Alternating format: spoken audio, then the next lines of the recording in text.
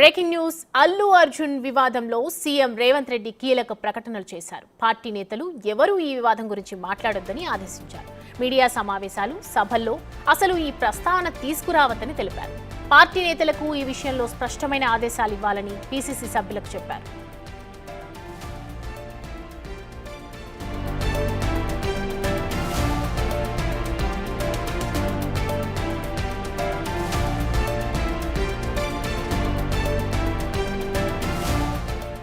Allu Arjun arrest విషయంలో ప్రజల నుంచి ప్రభుత్వానికి ప్రశంసలు వస్తున్నాయి. అయితే విపక్షాలు మాత్రం దీన్ని రాజకీయంగా అనుకూలంగా మార్చుకునే ప్రయత్నం చేస్తున్నాయి. కానీ సీఎం రేవంత్ రెడ్డి మాత్రం ఎక్కడా తగ్గడం లేదు. చట్టం ఎవరికీ చుట్టం కాదని చెప్తున్నారు. ఇలాంటి విషయాల్లో సెలబ్రిటీస్ అయినా రాజకీయ నాయకులైనా చట్టపరమైన చర్యలు తీసుకుంటామని పదే పదే స్పష్టం చేస్తున్నారు. అయితే ఈ విషయంలో పోలీసులు చట్టపరమైన చర్యలు తీసుకుంటాయని, దీనిపై పార్టీ నేతలు స్పందించొద్దని రేవంత్ రెడ్డి ఆదేశించారు.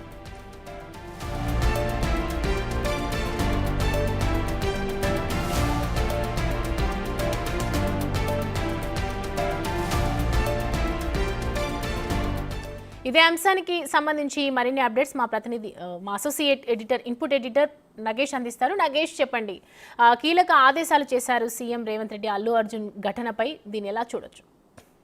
అంటే మార్కెట్ లో రప్చర్ చేయకూడదనేది రేవంత్ రెడ్డి భావన. సరే, జరిగింది. అందులో చట్టం అనేది తన ఎపిసోడ్ నడిపిస్తుంది. చట్ట ప్రకారమే ఇష్యూ కొనసాగుతుంది.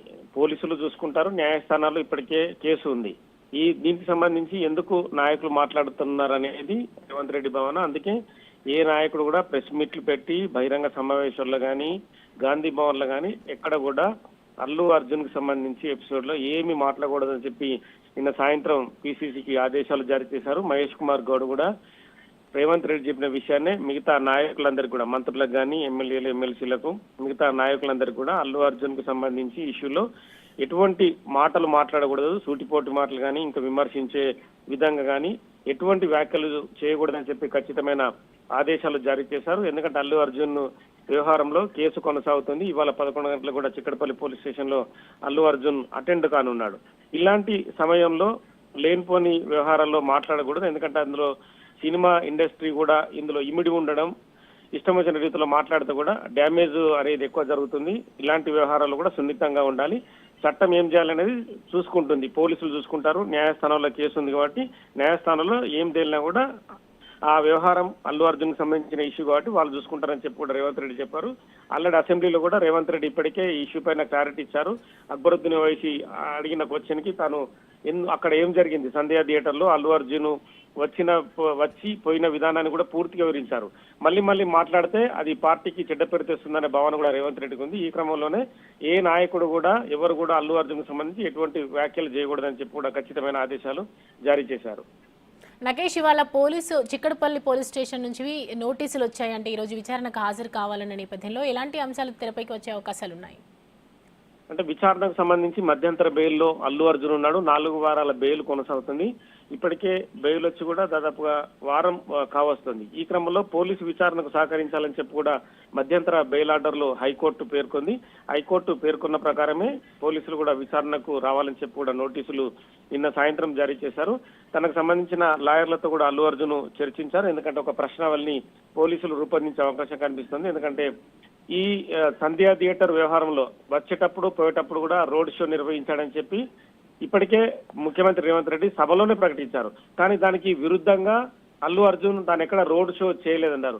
కానీ పోలీసులు 10 నిమిషాల ఒక వీడియోని మీడియా ముందు ప్రదర్శించి అందులో అల్లు అర్జున్ లోపలికి వచ్చేటప్పుడు బయటికి వెళ్ళేటప్పుడు కూడా క్లియర్ గా అందరికీ అభివాదం చెబుతూ, అంటే టాప్ ఏదైతే ఓపెన్ టాప్ జీప్ లో తాను మధ్యలో నిలబడి అందరికీ అభివాదం తెలుపుతూ లోపలికి వెళ్తున్నాడు, బయటకు వస్తున్నాడు.